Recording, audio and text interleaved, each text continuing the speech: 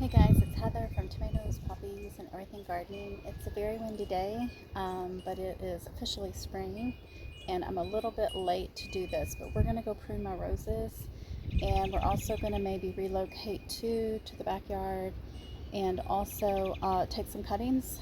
We're going to try our hand at cuttings one more time. I've got some sterilized pruners, some water in a container, and I have issues with a neighbor who, if she sees me, she'll come running down and kind of have a hard time getting away from her, but that's why I'm talking so low. My kids have told me she's been coming down here and looking up, kind of trying to locate me. So we'll see. We'll see how much work we get done.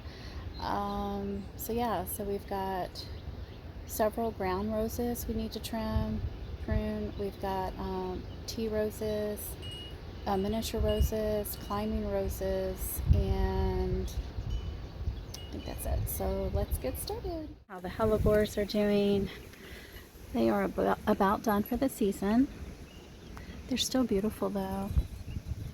And the primrose still looks really pretty. I did put some columbine back in there with it. Okay, we're going to start with my biggest rose bush, and it is a yellow rose that I planted when my brother passed away. And well, let's just go get busy with it. I'm being very, very stealth-like so she doesn't see me. What was I going to say? Oh yeah, so I'm no rose expert. I think I already said that, but I just follow this old rule: thigh high in the fall, knee high in the spring. So I do keep this particular rose bush on the larger side. It's probably 4 foot tall, and so I'm not going to take it all the way down to knee height, but we are going to prune it quite a bit. This is particularly attacked by Japanese beetles in the summer, and I'm hoping to get some good cuttings off of this today. So let's just get started.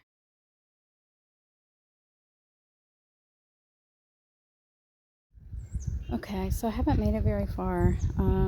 One thing you want to do is leave your crown open. I'm going to cut all this dead cane off over here. You see there's a banana peel. I throw my bananas on my roses and my tomatoes. I did want to show you one more thing. I'm going to take this particular cane down really short until I don't see any of this brown stuff on the inside. I don't like to see that. This is, a partially neglected rose bush, so he needs a lot of help, and that's what we're working on, so I'll just keep working. Still a lot of work to do, but I wanted to show you, I've decided this is the height I want. So I'm going to take everything off above that line. We're going to trim up, take off any crossing branches, like here, any dead canes. Ow, I just poked myself. And then when we're all done, I'm going to take all of these cuttings to the back and go through and see if there's anything salvageable for a cutting. I'll throw the rest into the woods. And I will put on gloves first because there are quite a few thorns on this bush. So I am done with this one. I still need to come back with a larger bypass pruner and try to get this big cane. It's just probably like 1 inch thick at least. I can't do that with my hand pruner. You can see the blackberry vine in the back. And I think this will look pretty. You can look at some of my older garden tour videos from like the fall and see how beautiful this rose bush was. So now let's move on to the 2 roses I still have left in my front yard and decide if we want to move them to the back. Look at all those poppies. They're gonna look so pretty. So this is what I have left over here. I have to watch because I have poppies babies everywhere. This poor guy, he looks so rough. Poor thing. Almost might be better to start over with the same variety at this point. And then we have more poppies everywhere.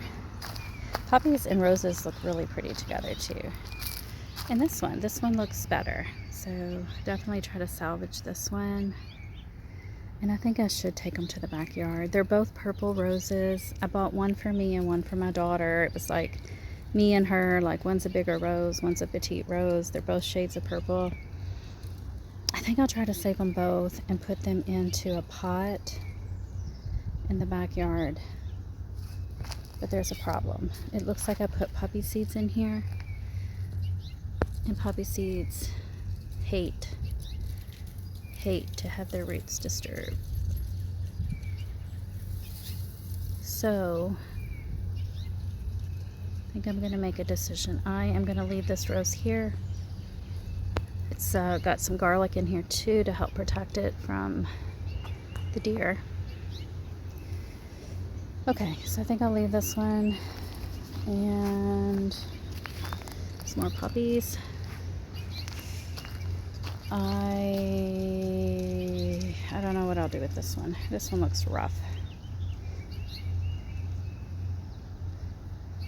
There's a new rose I saw at Home Depot. I want to go get it. It's called Dolly Parton. Alright guys, let's go look at some more roses. Okay, so these are all ground roses in these 3 whiskey barrels, and technically I was supposed to get rid of my whiskey barrels per HOA standards, but I planted these shrubs in front, and the cinnamon girl is going to spread wide but not tall, and I don't think you'll even see them. They'll just look like, you know, pretty black planters. There's no vegetables. This is where I used to have my tomatoes, but there's no vegetables in here except for onions. And so all I have now in these, instead of tomatoes, I have brown roses, bee balm, and beautiful snapdragons. So we need to get these pruned, these brown roses. I think I'll come back and do that later though. I will put some pictures at the very end of this video of what these barrels look like after I prune them.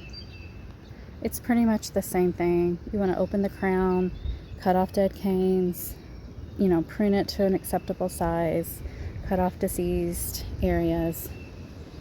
So let's go look at some more roses. Okay, this is another ground rose, and it was actually part of one of those that I put into the barrel, and it broke off, and I was able to, it had a little bit of root attached, so I just stuck it here. It needs to get pruned, maybe, I think I'll take it down 4 to 6 inches from the soil line. But look at all the poppies. I don't know if you remember that video, but I literally just came in here with the pods I had saved from last year and just started cracking and throwing seeds. Another one there. Alright, let's go check out the roses in the back. This is a miniature rose that needs to get pruned to probably 12 inches in height. I'll take care of that later and put a picture at the end of this video. You can see my broccoli has gotten big, but some, well, this one especially is trying to flower and go to seed. The others are looking marginally okay, but what I wanted to show you is over there in the corner. It's a climbing rose. I've already pruned it, and I actually zip tied some of the branches to the fence. So let's go have a closer look. I think I already fertilized him too. So in addition to pruning, I feed everyone with a rose fertilizer. This rose is called Raspberry Swirl, so it's really pretty. I think it'll look like its new location right here. It can climb all the way across or all the way this way. This is another miniature rose. I already pruned him once, probably a month or so ago, but it looks like he could use some more pruning. You can see there's some rust issues there, some fungus. So I'm going to prune him again. He'll get pruned again. And then I think we just have 2 more roses back here. This one, which is the flamingo, it does okay in part shade. I need to prune him and repot him. And then this one we planted last spring for my mother-in-law who passed away. It's a purple climbing rose. It's so pretty. I think she would really love it. So he's going to get pruned, fertilized, and so that's it. That is it, guys. If I do have a weakness and end up buying more roses, I think I'm going to put some back here in pots. You haven't seen the backyard tour because I haven't done it yet, but I am expanding this bed.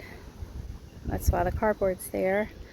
And I'm going to have this just be blueberries, roses, some strawberries down there, snapdragons, more blueberries, and I potted up some blackberry canes probably 2 weeks ago, and I think they did well to the transplant. And then I'll have maybe more roses. One thing you want to keep in mind, you can put roses over here with your blueberries and your blackberries and raspberries, but no tomatoes, no nightshades, because I wanted to. I was so tempted, and in the back of my mind I knew that was a bad idea. So I googled it, looked in my almanac book that I keep and a couple other companion planting books, and no, you cannot put nightshades and berry bushes together. So this is just gonna be roses, the berry shrubs, and maybe some strawberries and flowers. Oh, one more thing. I have one more rose I forgot to show you, and I pruned it 1 month ago, probably about 4 weeks exactly, and you can see it looks pretty. I'll link this video in the description because I step by step went through pruning this, and it's the same format as other roses. I opened up the crown and I pruned it. I probably pruned it, I think I did, to about 12 to 18 inches in height, and it's really flourished. This is a Petite knockout, but it looks gorgeous. The foliage is just stunning.